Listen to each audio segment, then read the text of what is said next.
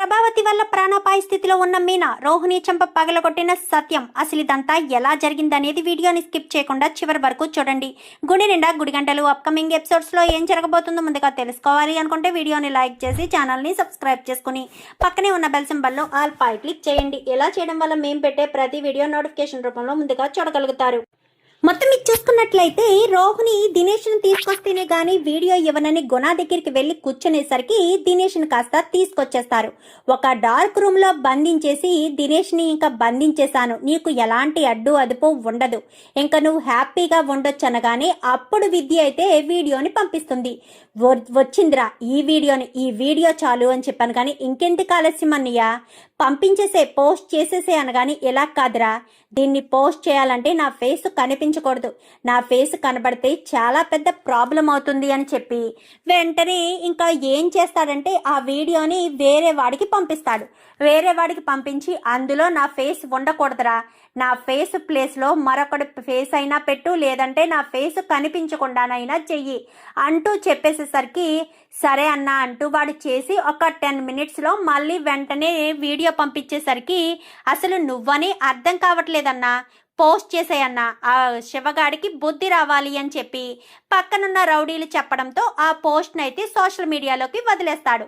Phone కనిపించట్లేదని పాపం బాలు ఆ శివగాడి గురించి ఎక్కడ బయటకు వచ్చేస్తుందో, శివ ఏమైపోతాడో, వాడి జీవితం ఎటు వెళ్ళిపోతుందో అని ఇంకా తెగ భయపడిపోతూ ఉంటాడు బాలు. అయితే ఏం కాదులేరా, ఎక్కడో పెట్టేసుంటావు, దాని గురించి ఆలోచించుకు అంటూ చెప్పడంతో ఇంకా మీనా ఫోన్ తీసుకెళ్ళమని మీనా ఇస్తే వద్దులే నాకు ఫోన్ వద్దు, నీకు వస్తాయి కదా ఫోన్లు అనగానే అయితే నా ఫోన్ తీసుకెళ్ళరా అంటూ ఇంకా సత్యం ఫోన్ ఇచ్చేసరికి సత్యం ఫోన్ తీసుకుని వెళ్తాడే కానీ వాడికి అదే ఆలోచన వస్తుంది. ఇంకా సోషల్ మీడియాలో హల్చల్ అయిపోతుంది వీడియో. అది కాస్త రోహిణి చూసి వెంటనే వీడియోని తీసుకొచ్చి కామాక్షి వాళ్ళ ఇంటి దగ్గర ఉన్న ప్రభావతికి అయితే చూపించేసరికి ప్రభావతి ఉగ్ర రూపం ఆడుతుంది. ఎందుకంటే ఆ 1,00,000 రూపాయలు ఆ శివగాడు ఆ రోజు దొంగతనం చేయడం వల్ల ప్రభావతికి ఇక్కడ చాలా నష్టమే జరుగుతుంది. ఎందుకంటే బాలు తిట్టడం, బాలు అందరి ముందు దోషిలా నిలబెట్టడం, అందరి ముందు ఆ డబ్బుల విషయం అంతా బయటికి రావడం, అదో పెద్ద గొడవ అయ్యేసరికి ఇంకా అదంతా చూసిన ప్రభావతి వాడిని మాత్రం ఎట్టి పరిస్థితుల్లోనూ వదిలిపెట్టను, ఈరోజు మీ అత్తగారిలో ఎప్పుడూ లేని రుద్రతాండవం చేస్తుంటే చూద్దువు గాని రా రోహిణి అంటూ రోహిణిని తీసుకుని సరాసరి పార్వతమ్మాలింటికి వెళ్తుంది. పార్వతమ్మాలింటికి వెళ్ళేసరికి అప్పటికే మీనా పార్వతి వాళ్ళ ఇంటికి వెళ్ళి ఆయన ఫోన్ కనిపించట్లేదంట, బాధపడుతున్నారు అంటూ చెప్తూ ఉండేసరికి ఈలోపు ప్రభావతి రానే వస్తుంది. పార్వతి అనుకుంటూ వస్తుంది. ఇదేంటి మీ అత్తగారు అలా గొంతు కోసిన మేకలా అరుచుకుంటూ వస్తున్నారు అంటూ సుమతి అనేసరికి నోరు ముయ్యవే, అలా అనకూడదు అంటూ పార్వతి చెప్తుంది. ఏంటి వదిన గారు ఏమైంది అనగాని ఎక్కడున్నాడు నీ కొడుకు, ఆ శివగాడు ఎక్కడున్నాడు అంటూ చెప్పడంతో ఎందుకత్తయ్యా నువ్వు ఇక్కడే ఉన్నావా, నంగనాచివి కదా, నువ్వు ఇక్కడే ఉండుంటావు, నువ్వు మా ఇంట్లో ఎప్పుడైతే అడుగు పెట్టావో అప్పుడే మాకు దరిద్రం చుట్టుకుందే, నువ్వు ఉండడం వల్లే మాకు దరిద్రం వచ్చింది అనేసరికి ఏం మాట్లాడుతున్నారండి, నేనేం చేశాను, ఇప్పుడు మీకేం కష్టం వచ్చింది, దానికి కారణం నేనవ్వడం ఏంటి, మీరు ఏం మాట్లాడుతున్నారో మీకేమైనా తెలుస్తుందా అంటూ చెప్పడంతో ఎందుకు తెలియట్లేదు, నాకంతా తెలుస్తుంది, అయినా నీ వల్లేనే ఇదంతా జరిగింది అంటూ చెప్పడంతో ఏమైందో చెప్పకుండా నా వల్లే జరిగింది అంటారేంటి, ఎక్కడున్నాడే నీ తమ్ముడు అంటూ ప్రభావతి గట్టిగా అరిచేసరికి అప్పటికే గదిలో వణికిపోతూ ఉంటాడు. ఎందుకంటే శివగాడి వీడియో సోషల్ మీడియాలో వదిలేశానని, నువ్వు నా దగ్గర పని చేసుంటే ఈ వీడియోని నా దగ్గరే జాగ్రత్తగా పెట్టేవాణ్ణి, కానీ నువ్వు నా దగ్గర పని చేయకుండా నన్ను మోసం చేసి వెళ్ళిపోయావు, అందుకనే నీ వీడియోని సోషల్ మీడియాలోకి వదిలేశాను, ఇంకా నిన్ను ఎవరు చదువుకొనిస్తారో, ఎవరు ఎగ్జామ్స్ రాయనిస్తారో అది చూస్తాను అంటూ ఇంకా గుణ ఛాలెంజ్ మాట్లాడేసరికి ఆ మాటలకి వణికిపోతూ సోషల్ మీడియా చెక్ చేసేసరికి వీడియో వైరల్ అవుతూ ఉంటుంది. తెగ చూసేస్తూ ఉంటారు జనాలు. ఇంకా తెగ సబ్స్క్రైబర్స్ ఇంకా ఫాలోవర్స్ తెగ పెరిగిపోతూ ఉండడంతో భయపడిపోతాడు. ఇంకా ప్రభావతి ఎప్పుడైతే పిలుస్తుందో వణుకుతూ వణుకుతూ బయటకు వస్తాడు. రావడంతో కాలర్ పట్టుకుని మధ్యలోకి తీసుకొచ్చి కొట్టబోతూ ఉండేసరికి మీనా ఆపుతుంది. ఏమైంది, నా తమ్ముడు ఏం తప్పు చేశాడో అప్పుడు చెప్పండి, అప్పుడు కొట్టండి అంటూ మాట్లాడేసరికి నీ తమ్ముడు ఏం చేశాడో నేను చెప్పడం ఎందుకు, రోహిణి అంటూ వీడియోని రోహిణి కాస్త చూపిస్తాడు. రోహిణి చూపించేసరికి ఒక్కసారిగా మీనా షాక్ అయిపోతుంది. ఏంట్రా ఇది అనగానే నేను కావాలని చేయలేదక్క, ఆ రోజు అసలు ఏం జరిగిందంటే అంటూ మాట్లాడుతూ ఉండగానే ఈలోపు సుమతి చెంపలు పగలగొడుతుంది. అసలు నువ్వు ఎందుకురా ఇలాంటి పనులు చేస్తున్నావు, అమ్మ ఇంకా ఇంకా నీ వల్ల బాధపడుతూ ఉండాలనా, నాన్న దూరమయ్యాడు అమ్మ కూడా దూరం అవ్వాలని నువ్వు కోరుకుంటున్నావా ఏంటి, అసలు నీకెందుకురా ఇలాంటి పాడుబుద్ధి, నువ్వు తిన్నంగా ఉండలేవా, ఎప్పుడు కూడా ఇంటి మీదకి ఏదో గొడవ తీసుకురాకుండా ఉండలేవా అంటూ ఇంకా ఆ చెంప ఈ చెంప వాయి కొట్టేసరికి ఆపుతారు ఇంకా అంటూ ప్రభావతి గట్టి కేకేస్తుంది. చాలే మీ నాటకాలు అంతా ఒకటే, మీరంతా కావాలనే ఇది అంతా పగడ్బందీగా ప్లాన్ చేశారు. ఈ మీనా నేను ₹1,00,000 పట్టుకుని వస్తున్నానన్న విషయం చెప్పుంటుంది. అందుకే వీడు మధ్యలో కాపు కాసి నా దగ్గర ఉన్న డబ్బులు తీసుకోవడానికి ప్రయత్నించాడు. నన్ను ఒక దోషిలా నిలబెట్టేసి వాడు డబ్బులు తీసేసుకున్నాడు అంటూ చెప్పేసేసరికి అది కాదండి, అసలు మాకేమీ తెలియదు, వాడేదో ఆవేశంలో, అసలు ఏమైందిరా శివ, ఎందుకు చేసావు ఈ పని అంతా, అసలు నువ్వు ఎందుకు చెయ్యాల్సిన పరిస్థితి వచ్చింది, చెప్పు శివ, అసలు ఇదంతా ఎందుకు చేసావరా అంటూ ఇంకా మీనా అడుగుతూ ఉంటుంది. ఎంత అడిగినా కానీ నేను కావాలని చేయలేదక్క, నేను ఏదో నేను ఇంటికి వచ్చినప్పుడు నన్ను అవమానించారు అనే ఉద్దేశంతోనే చేశానే తప్ప వేరే ఉద్దేశంతో కాదు అంటూ చెప్పడంతో ఇంకా అది కాదు అంటూ ఏదో ఒక మాట్లాడుతూ ఉంటాడు. మాట్లాడుతూ ఉన్నా ఇంకేం మాట్లాడుకు, నువ్వు నీ నాటకాలు నాకు అన్నీ తెలుసు, నువ్వు మీ అమ్మ అంతా కలిసే ప్లాన్ చేశారు, మీరంతా గూడు పుటాని చేసే ఇదంతా చేశారు, లేదంటే ఇదంతా ఎందుకు వదిలేస్తారు, అయినా మీరు ఎంత దారుణంగా చేస్తారని కలలో కూడా అనుకోలేదు అంటూ మాట్లాడేసరికి అది కాదండి, ఆ రోజు మీరు నన్ను అవమానించారనే బాధతోనే చేశానే తప్ప వేరే ఉద్దేశంతో నేను అసలు చేయలేదు, కానీ మీరు నన్నే తప్పు పడుతున్నారు, నన్నే మాటలంటున్నారు, నేను ఏం తప్పు చేశాను, ఏమన్నాను, అది మీరు అర్థం చేసుకోకుండా పదే పదే ఎందుకు ఈ రకంగా చేస్తున్నారో నాకు అర్థం కావట్లేదు అని ఇంకా తెగ బాధపడిపోతూ ఉంటాడు శివ. అయితే నిన్ను ఇలా కాదురా, నిన్ను వదిలిపెట్టకూడదు, పోలీస్ స్టేషన్కి ఈడ్చుకెళ్ళాలి అంటూ చెప్పడంతో పోలీస్ స్టేషన్కా, వద్దండి వద్దు, నా తమ్ముడు భవిష్యత్తు నాశనం అయిపోతుంది, ఇప్పుడిప్పుడే వాడు బాగా చదువుకుని గొప్పవాడు అవ్వాలని కోరుకుంటున్నాడు, దయచేసి వదిలిపెట్టండి అత్తయ్య, మీ కాళ్ళు పట్టుకుంటాను అంటూ ప్రభావతి కాళ్ళు పట్టుకోవడానికి కూడా సిద్ధపడుతుంది మీనా. ఇంకా అయినా సరే వినిపించుకోకుండా ఇంకా శివని ఈడ్చుకుని బయటికి వచ్చేస్తుంది. బయటికి వచ్చేసేసరికి ఇంకా మీనా అనుకుంటూ ఇంటికి వస్తాడు బాలు. అయితే వచ్చేసరికి మీనా ఇంట్లో లేదురా అని చెప్పాను, కానీ ఇంట్లో లేకపోవడం ఏంటి అనుకుంటూ మీనాకు ఫోన్ చేయడంతో మీనా ఫోన్ లిఫ్ట్ చేయకపోవడంతో సుమతికి ఫోన్ చేయడంతో బావా అంటూ మాట్లాడేసరికి ఏంటక్కడ గొడవ అనగానే నువ్వు ఒక్కసారి ఇంటికి రా బావా అంటూ ఫోన్ పెట్టేస్తుంది. ఇదేంటి సుమతి అంత కంగారుగా మాట్లాడుతుంది, పైగా ఇంటికి రమ్మంటుంది ఏంటి అని గబగబా బాలు వెళ్తాడు. అప్పటికే మీనా శివని తీసుకువెళ్తూ ఉండగా కాళ్ళు పట్టుకోవడానికి 2-3 సార్లు ట్రై చేయడంతో మీనాని ఒక్క తన్ను తన్నుతుంది. మీనాని ఎప్పుడైతే అలా తన్నుతుందో మీనా వెనక్కి పడిపోతుంది. అక్కడ ఒక రాయి ఉండేసరికి మీనా తలకు రాయితో దెబ్బ తగిలి ఇంకా మీనా అలా స్పృహ కోల్పోతుంది. అమ్మ మీనా అనుకుని అందరూ కూడా గబగబా ఈ శివని వదిలేసి మీనాని చూసేసరికి మీనా తలకు గాయమవుతుంది. ఒక్కసారిగా ప్రభావతి షాక్ అయిపోతుంది. రోహిణి కూడా కంగారు పడిపోతుంది.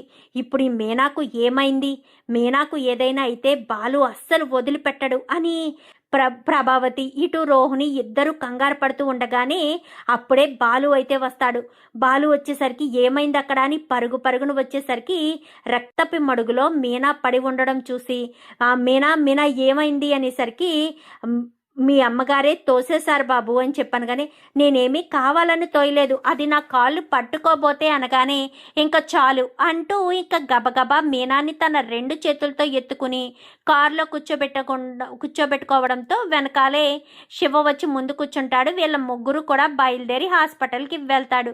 ఇప్పుడు ఏం జరుగుతుందో ఏంటో ఈ మీనాకు ఏదైనా అయ్యిందంటే మా ఆయన బ్రతకనివ్వడు, ఈ బాలుగాడు బ్రతకనివ్వడు.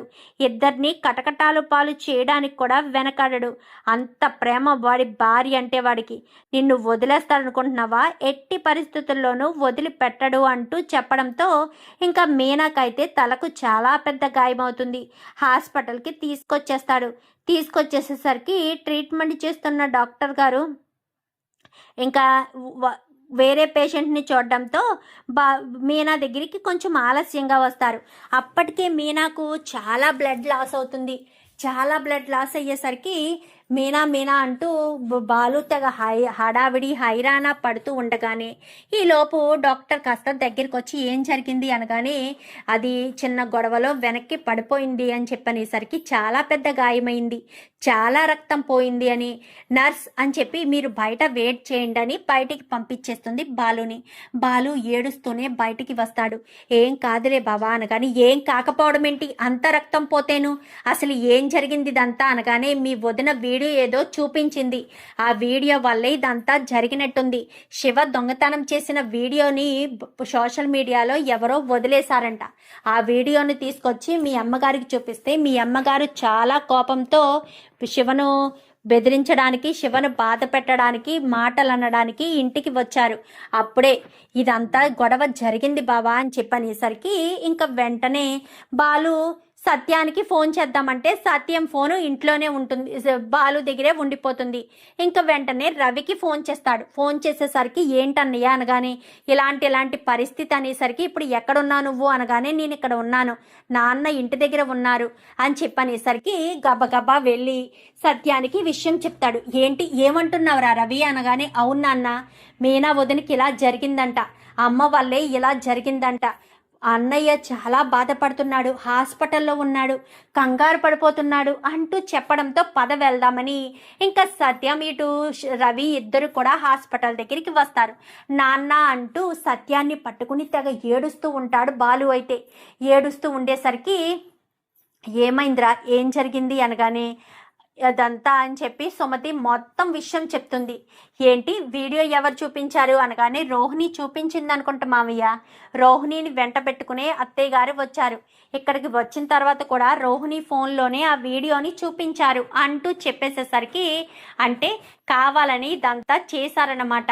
ఇప్పుడు మీనా పరిస్థితి ఎలా ఉంది అనగానే ఏమో నాన్న, నాకు చాలా భయంగా ఉంది, మీనా పరిస్థితి చాలా దారుణంగా ఉందంట, చాలా రక్తం పోయింది అని అంటున్నారు, చాలా భయంగా ఉంది నాన్న, మీనాకేమీ కాదు కదా, మీనా నాకు దూరం అవ్వదు కదా అనగాని చచ్చా నువ్వేంట్రా అలా మాట్లాడుతున్నావు, మీనాకేమవుతుంది, మీనాకేమీ కాదు, నువ్వు మీనా గురించి భయపడవలసిన అవసరం లేదు, మీనాకి ఏం కాకుండా చూసే బాధ్యత మాది. నువ్వు టెన్షన్ పడి మీనా గురించి ఆలోచించి కంగారు పడితే నువ్వు టెన్షన్ పడిపోతావు. అల్లుడు గారు, మీనాకు ఏమీ కాదు, అయినా మిమ్మల్ని వదిలి మీనా ఎక్కడికి వెళ్తుంది, మిమ్మల్ని వదిలి మీనా ఎక్కడికి వెళ్ళదు, మీరు టెన్షన్ పడకండి, మీనా గురించి ఆలోచించకండి అంటూ చెప్పడంతో అది కాదు అత్తయ్య, మీనాకు అని చెప్పనేసరికి ఏం కాదు అని చెప్తున్నాను కదా, మీరు ఎందుకు అంత టెన్షన్ పడుతున్నారు, టెన్షన్ పడకండి అని ఇద్దరు కూడా ఓదార్స్తారు.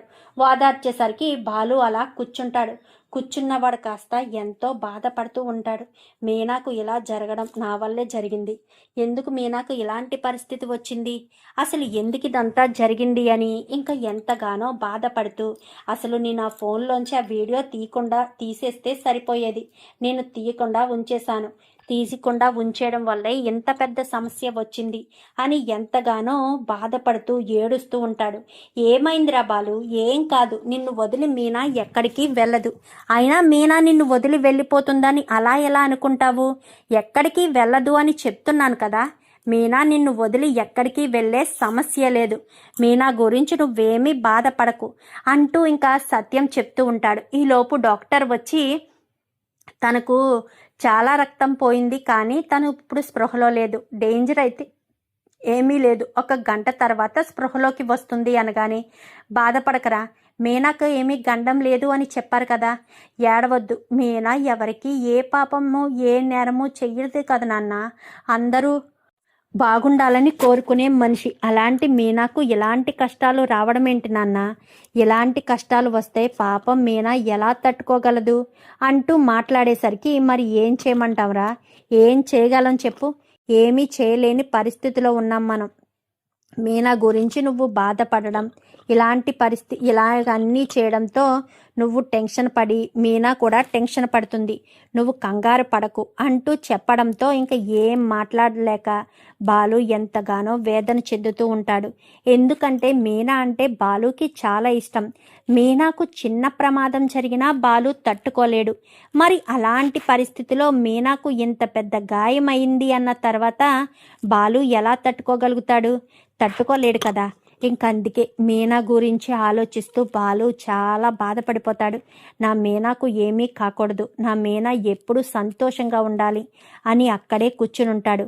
ఒరే పద ఇంటికి వెళ్దామనగాని, లేదు నాన్న, మీనాకు నార్మల్ అయ్యేంత వరకు మీనాను తీసుకునే నేను ఇంటికి వస్తాను, అప్పటి వరకు నేను ఇంటికి రాను అంటూ చెప్పేసేసరికి, అది కాదురా, నేను చెప్పే మాట ఒక్కసారి విను. మీనాకేమీ కాదు అంటున్నాను కదా. మరి మీనా గురించి ఆలోచిస్తూ నువ్వు ఇలానే ఉంటే ఎలా కుదురుతుంది? మీనాకు ఏమీ కాకుండా చూసుకోవాల్సిన బాధ్యత నీది. మీనాకు చిన్న గాయమైంది, చూసుకుంటున్నావు కదా. నువ్వు దాని గురించి ఆలోచించి మీనా గురించే టెన్షన్ పడుతూ ఉంటే మీనాని ఎవరు చూసుకుంటారు? మీనాకు ధైర్యం చెప్పాల్సిన నువ్వే దిగాలు పడిపోతే ఎలారా నాన్న అంటూ సత్యం ఎంతగానో బాలుని ఓదారుస్తాడు. బాలు మాత్రం, మీనాకి ఏదో అవుతుంది నాన్న, మీనా ఏమీ తప్పు చేయలేదు, ఏమీ ఎరగదు, కానీ మీనాకే అన్ని కష్టాలు వస్తున్నాయి అంటూ ఇంకా ఎంతగానో ఏడుస్తుండేసరికి, చూడు బాలు, ఎట్టి పరిస్థితుల్లోనూ ఏడవద్దు, నువ్వు ఏడిస్తే మీనా బాధపడుతుంది అని ఇంకా చెప్తాడు. చెప్పేసేసరికి ఇంకా బాలు మీనా ఇద్దరు కూడా కలిసిన అంటే జ్ఞాపకాలన్నీ జ్ఞాపకం చేసుకుంటూ బయట కూర్చుని బాధపడుతూ ఉంటాడు. ఇంకా సత్యం బాలు బాధని చూసి, రవి ఇంటికి వెళ్దాం పద అనగాని, అన్నయ్యని ఇలా వదిలేసి అనగాని, ముందు ఇంటికి వెళ్దాం పదరా అని చెప్పి ఇంటికి వస్తారు. ఇంటికి వచ్చిన తర్వాత ప్రభా అంటూ పిలిచేసరికి ప్రభావతి రోహిణి ఇద్దరు ఒకే గదిలో ఉండి వణికిపోతూ ఉంటారు. ఎందుకంటే మీనాకు అంత పెద్ద దెబ్బ తగులుతుందని, అంత ప్రమాదం ఏర్పడుతుందని ప్రభావతి కూడా అనుకోదు. ఏదో క్యాజువల్గా ఇలా ఒక తోపు తోయడంతో వెనక్కి వెళ్ళి పడిపోయింది కదా మీనా. ఇంకా అలా మీనాకు ఆ పరిస్థితి వచ్చేసేసరికి చాలా భయపడిపోతూ బాధపడిపోతూ తెగ కంగారు పడిపోతూ ఉంటుంది రోహిణి అయితే. ఇంకా ఇటు ప్రభావతి కూడా టెన్షన్ పడిపోతుంది. ఈలోపు సత్యం వచ్చి పిలవడంతో, మామయ్య గారు పిలుస్తున్నారు అత్తయ్య అనగానే, ఆ మీనా విషయం తెలిసిపోయినట్టుంది. ఇప్పుడు ఈయన ఏమంటారో ఏంటో అనుకుంటూ ఇంకా కిందకి ఇద్దరు కూడా వస్తారు. ఇద్దరు వచ్చేసేసరికి, ఎక్కడికి వెళ్ళారు మీరిద్దరు అని చెప్పాను. కానీ మేమెక్కడికి వెళ్ళాము, మేమెక్కడికి వెళ్ళలేదు, ఇంట్లోనే ఉన్నామండి అని చెప్పాను. కానీ అవునా, మరి మీరు ఇంట్లోనే ఉంటే పార్వతి వాళ్ళ ఇంటికి వెళ్ళి గొడవ చేసింది ఎవరు? మీ అంతరాత్మలా? మీ ఇద్దరు కదా వెళ్ళి పార్వతి వాళ్ళ ఇంటికి వెళ్ళి గొడవ చేశారు. ఏ శివ చిన్నవాడే కదా, నీ కొడుకు ఎడ్డిగాడిదలా ఎదిగినా సరే ఇంట్లో వాళ్ళ డబ్బులు ఎన్నిసార్లు దొంగతనం చేయలేదు? వాడింట్లోనే వాడు దొంగతనం చేశాడు. ఈ మధ్యనే తన తమ్ముడు భార్య దగ్గర నగలు కొట్టేసి మీ ఇద్దరూ కలిసి ఎంత తప్పుడు పని చేశారు. మాకెవ్వరికీ చెప్పకుండా ఇంటి కాగితాలు తాకట్టు పెట్టి రోహిణి చేత పార్లలు పెట్టించావు, నగలు చేయించావు. ఇన్ని తప్పులు ఇన్ని పాపాలు చేసిన మీరు ఏ తప్పు చేయని వాళ్ళగా వెళ్ళి వాడిని నిలదీశారా? వాడేదో చిన్నతనంతో వాళ్ళక్కను బాధ పెడుతున్నావని, పైగా వాడిని అవమానించావు అన్న ఒకే ఒక్క కారణం చేత వాడు ఏదో నీ దగ్గర డబ్బులు దొంగతనం చేశాడు. అయినా ఆ రోజు వాడు డబ్బులు దొంగతనం చేయడం మంచిదే కదా. అలా డబ్బులు దొంగతనం చేస్తేనే కదా నువ్వు తప్పు చేశావని, ఇంటిని తాకట్టు పెట్టావని ఆ సేటు దగ్గర నువ్వు బందీగా ఉన్న తర్వాతే కదా మాకు ఇదంతా తెలిసింది. లేదంటే ఆ నిజం ఎన్ని రోజులు దాచిపెట్టేదానివో. ఇలా మాకు తెలిసిందని నువ్వు ఉక్రోసం తట్టుకోలేక వెళ్ళి వాడిని పోలీస్ స్టేషన్కి అప్పగిద్దాం అనుకున్నావా? ఇప్పుడు నిన్ను పోలీస్ స్టేషన్లో పెట్టొచ్చు. ఎందుకో చెప్పనా, మీనా ప్రాణాపాయ పరిస్థితిలో ఉంది అక్కడ. కళ్ళు తెరవడానికి ఇంకా 2-3 గంటలు పడుతుందంట. కళ్ళు తెరిస్తేనే గాని తను ఏ ప్రమాదం లేకుండా బయటపడింది అని చెప్పలేమంటూ డాక్టర్లు చెప్తున్నారు. నేను రవి వెళ్ళి ఇప్పుడు నీ మీద పోలీస్ కంప్లైంట్ ఇస్తాము. నా భార్య నా కోడల్ని ప్రాణాలు తీయడానికి ప్లాన్ చేసి మరీ ఇదంతా చేసింది అని చెప్పి నేను చెప్తాను అనేసరికి, అదేంటండి అలా మాట్లాడుతున్నారు అనగానే, మరి ₹1,00,000 వాడు తీసుకొచ్చి ఇచ్చాడు, నువ్వు తీసేసుకున్నావు. వాడు దొంగతనం చేశాడు, చేసినందుకు గాను ఏదో 2 చివాట్లు పెట్టడమో లేక నాకు చెప్పడమో చెయ్యాలి. ఇంకా నా అవసరం నీకు లేదా ప్రభా? నాకు ఏదీ చెప్పే పని లేదా? నీ ఇష్టానికి నీకు నచ్చినట్టుగా చేసేసుకుంటే సరిపోతుందా అంటూ చెప్పడంతో, నిర్ణయాలు నువ్వు తీసేసుకుంటే భర్తగా నేనేం చేయాలి? అసలు నా నిర్ణయంతో కానీ నాకు చెప్పే ఆలోచన కానీ ఏది నీకు లేదా? నేను చూస్తూనే ఉన్నాను, ప్రతి ఒక్క నిర్ణయం నువ్వే నీ సొంత నిర్ణయాలు తీసుకుంటున్నావు. ఇంకా నీకు భర్తగా నేనెందుకు? నేను నీకు భర్తగా అవసరమా? నేను అవసరం లేదు కదా. నాకు అంటూ విలువ ఏదైనా ఉందా అంటూ చెప్పేసేసరికి ఇంకా ఒక్కసారిగా షాక్ అయిపోతుంది ప్రభావతి. అదేంటండి అలా అంటున్నారు అనగాని, అవును మరి నీ దృష్టిలో నేను చనిపోయినట్టే కదా, నేను చనిపోవడం వల్లే కదా నువ్వు ఇలా మాట్లాడుతున్నావు అంటూ చెప్పేసేసరికి, ఏం మాట్లాడుతున్నానండి, ఏం చేయాలి, నేనేం చేశాను అంటూ చెప్పడంతో, మరి నువ్వు నాకు ఒక్కటైనా నాకు చెప్పావా అంటే, నీ దృష్టిలో నీ భర్త లేడు, అందుకే నీ భర్తకు చెప్పకుండా నువ్వే నీ సొంత నిర్ణయాలు తీసేసుకుని నీకు నచ్చినట్టుగా చేస్తున్నావు, అంతే కదా. చెప్పు, నీకు ఏంటి చెప్పంటే ఇంకొక్కసారిగా ప్రభావతి షాక్ అయిపోతుంది. అదేంటండి అంత మాట అన్నారు? మరి అంతే కదా, మరి నీ దృష్టిలో నీ భర్త చనిపోయాడు, అందుకని నీ సొంత నిర్ణయాలు తీసుకుంటున్నావు. ఏంటి రోహిణి, ఏంటి నువ్వు అనగానే, అది కాదు మామయ్య, వాడు చేసింది తప్పే కదా అనగానే చెంప పగలగొడతాడు సత్యమైతే. ఒక్కసారిగా ప్రభావతి షాక్ అయిపోతుంది. ఏంటి వాడు చేసింది తప్ప? అదే తప్పు నీ తమ్ముడే చేశాడనుకో, నువ్వు ఇలాగే విషయాన్ని బయట పెడతావా? ఇలాగే మీ అత్తగారికి తీసుకొచ్చి చెప్తావా? చెప్తావా అని చెప్పనేసరికి, అది అనగాని చెప్పవు, ఎందుకంటే నీ తమ్ముడు కదా, నీ తమ్ముడు విషయంలో నువ్వు స్వార్థంగా ఉంటావు. మరి మీనా తమ్ముడు నీకు తమ్ముడు లాంటి వాడు కాదా? నీ తమ్ముడు లాంటి వాడు అయితే నువ్వు అలాగే ఆలోచించాలి కదా. మరి ఎందుకు నువ్వు చెప్పావు? చెప్పి ప్రభావతిని అక్కడికి పంపించి, ఇప్పుడు మీనా హాస్పిటల్లో ఉంది, ఇప్పుడు బాలు వెళ్ళి మీనాకు ఏదైనా జరిగితే కేసు పెడితే మీ ఇద్దరిని తీసుకెళ్ళి పోలీస్ స్టేషన్లో పెట్టమని చెప్పాలా? మీనాని నిన్ను తీసుకెళ్ళి ప్రభాను నిన్ను తీసుకెళ్ళి పోలీస్ స్టేషన్లో పెట్టమని చెప్పాలా అంటూ మాట్లాడేసరికి, అది కాదండి, అది కాదు, నేను ఎలా చేయాలి? నేను ఇదంతా కావాలనేమీ చేయలేదు కదా, ఏదో అలా జరిగిపోయింది అంతే తప్ప మీనా ప్రాణాలు తీసేయంత పగ నాకు ఉందా అని చెప్పాను. కానీ ఎవరికి తెలుసు మీనా ప్రాణాలు తీసేయంత పగ నీకు ఉందేమో. ఇదే సరైన అవకాశం అని చెప్పి మీనాని ఒక తోపు తోసేశావు. ఇప్పుడు మీనా చాలా బ్లడ్ లాస్ అయ్యి హాస్పిటల్ బెడ్ మీద బాధపడుతూ ఉంది. ఇప్పుడు నువ్వు ఏం చేయగలవు చెప్పు? ఏదైనా చేయగలవా? ఏదైనా చేసి మీనాని కాపాడగలవా? కాపాడలేవు. ఇప్పుడు మీనా పరిస్థితి ఏంటి చెప్పు అంటూ మాట్లాడేసరికి, అది కాదండి అంటూ ఇంకా ఎంతగానో బాధపడుతూ ఉన్నా, నువ్వు ఎంత బాధపడినా ఏం చేసినా కానీ ఎలాంటి ఉపయోగం లేదు. మీనా క్షేమంగా కళ్ళు తెరిస్తే ఓకే, లేదంటే మాత్రం బాలు నిన్ను ఏం చేస్తాడో కూడా నా ఊహకు కూడా అందదు. ఎందుకంటే బాలుకి మీనా అంటే ప్రాణం. మీనాకు ఏ చిన్న ప్రమాదమైనా బాలు అస్సలు ఊరుకోడు, తట్టుకోలేడు. ఆ విషయం నీకు కూడా బాగా తెలుసు. మరి ఇప్పుడు మీనా పరిస్థితి ఏంటో తెలియాలి. మీనాకి ఏదైనా అయితే మాత్రం తర్వాత నీ ఇష్టం అని చెప్పనేసరికి, అది కాదండి అని చెప్పాను. కానీ ఏం కాదు చెప్పు, ఏదైనా సరే ఇప్పుడు మీనాకు ఏమీ కాకుండా ఉండాలని నువ్వు కోరుకోవడం తప్ప వేరే ఆప్షనే లేదు అంటూ చెప్పేసేసరికి, నేను అదంతా ఆలోచించలేదండి అని చెప్పాను. కానీ ఏం ఆలోచించలేదు అని అనుకుంటున్నావు? చెప్పు అంటూ ఇంకా సత్యం అయితే ప్రభావతిని నిలదీస్తాడు. రోహిణిని ఎప్పుడైతే చెంప పగలగొడతాడో రోహిణి అప్పుడే చప్పిడి తాంబేలా మారిపోతుంది. మళ్ళీ నోరెత్తి మాట్లాడకపోయేసరికి ఇంకా అలా సైలెంట్గానే సత్యం అయితే బాధపడుతూ ఉంటాడు. నాన్న, మీరు ఇలా ధైర్యాన్ని కోల్పోతే అన్నయ్యకి ఎవరు ధైర్యం చెప్తారు? పదండి, మనం హాస్పిటల్కి వెళ్దాం అనగానే పద రవి అని ఇద్దరు కూడా హాస్పిటల్కి బయలుదేరతారు. చూద్దాం మరి రాబోయే ఎపిసోడ్స్లో మీనాకు ఏ ప్రమాదం జరగకూడదని మీనా బాలు ఇద్దరూ కూడా